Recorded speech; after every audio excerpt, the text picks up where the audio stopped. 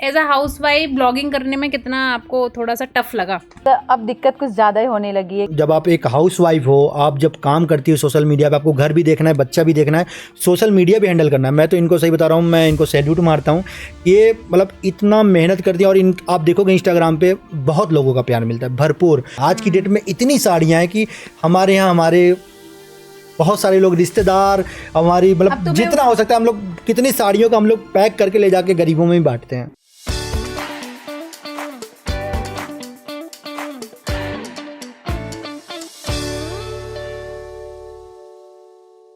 सो जैसे आपको पता है कि आप हाउस वाइफ हैं और आप जॉब भी करते हैं, तो स्टार्टिंग में क्योंकि आपको तो दिक्कत होती होगी, तो आपने जैसा बताया कि पहले आपने उनका शुरू कराया। As a housewife blogging करने में कितना आपको थोड़ा सा टफ लगा? स्टार्टिंग में क्या था कि हम दोनों बहन साथ में थे, तो हम दोनों बहन मिलके ही करते थे, जो भी काम रहता था तो दोनों बहन मिलके करते थे, ऑफिस चले जाते थे, तो उतनी दिक्कत नहीं होती थी। लेकिन उसके बाद अब दिक्कत कुछ ज़्यादा ही होने लगी है, क्योंकि बेबी हो गया है, तो बेबी को देखना, और उसके बाद ये सोशल मीडिया पे जो इंस्टाग्राम पे वीडियोस वगैरह बनाना, तो एक्चुअली लाइफ तो बहुत टफ है देखा जाए तो। जब आप एक हाउस वाइफ हो, आप जब काम करती हो सोशल मीडिया पे, आपको घर भी देखना है, बच्चा भी देखना है, सोशल मीडिया भी हैंडल करना है। मैं तो इनको सही बता रहा हूँ, मैं इनको सैल्यूट मारता हूँ। ये मतलब इतना मेहनत करती है और इन आप देखोगे इंस्टाग्राम पे बहुत लोगों का प्यार मिलता है, भरपूर। और आज की डेट में टचवुड मैं बोलूँगा तो देखा जाए तो इनके पास इतना काम है ना, अगले 3 महीने तक कोलैबोरेशन है इनके पास। अगर डेली एक वीडियो बनाए ना साड़ी का ही 3 महीने के लिए इनके पास कलेक्शन पूरा है। तो आपको ये लगता है कि जो फीमेल ब्लॉगर होती है उसके पास प्रमोशंस के ज्यादा ऑप्शंस होते हैं बहुत एज कंपेयर टू मैन? मैं सही बात, मेरे लिए तो बहुत कम आते हैं, कपड़े वपड़े बहुत कम। फ्लिपकार्ट वगैरह कभी दे दे तो सीधे इनके लिए बहुत आता है, बहुत। मतलब ये है कि कभी एक टाइम ऐसा भी रहा है कि मेरे पास इतने पैसे नहीं थे कि मैं इनको एक साड़ी खरीद के दे पाऊँ। आज की डेट में इतनी साड़ियाँ हैं कि हमारे यहाँ हमारे बहुत सारे लोग, रिश्तेदार, हमारी मतलब जितना हो सकता है हम लोग कितनी साड़ियों का हम लोग पैक करके ले जाके गरीबों में भी बांटते हैं।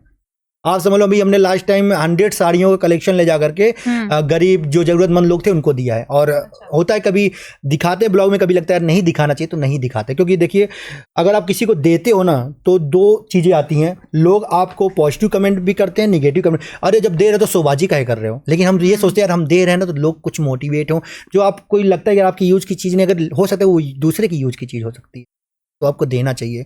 और इनको कभी कभी जैसा कुछ हुआ तो मैं एक बार इनको एम्स लेके गया था। मैंने बोला किट्टो, अगर हम लोगों को लगता है कि यार हम लोग मतलब कि बहुत दुखी हैं तो चलो एम्स चलते हैं। एम्स में आप जाओ कभी, अब कभी समय निकालना। मैं तो पहले मेट्रो से आता जाता था, अब तो मान लो भले गाड़ी वाड़ी हो गई है।